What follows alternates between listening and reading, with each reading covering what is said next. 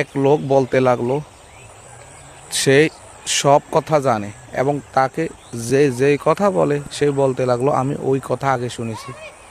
এরপর লোকটি বলতে লাগলো তাকে এমন কথা শোনাতে হবে যেই কথা সে কখনো শুনে নাই, তাহলে তাকে সে খুশি হয়ে টাকা দেবে।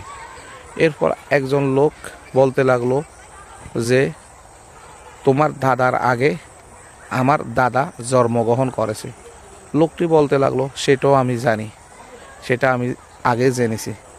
এরপরে অন্য এক লোক শুনে বলল তাকে আমি না শোনা কথা শোনাবো।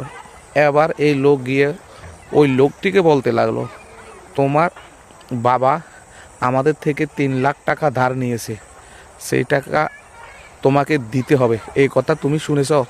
লোকটি সাথে সাথে বলল না আমি শুনি নাই। তখন বলতে লাগলো এটি না শোনা কথা তোমাকে আমি শোনালাম। এইখানে শিক্ষা নিলে বোঝা যায় সব জায়গাতে অতিরিক্ত চালাকি করা ভালো না।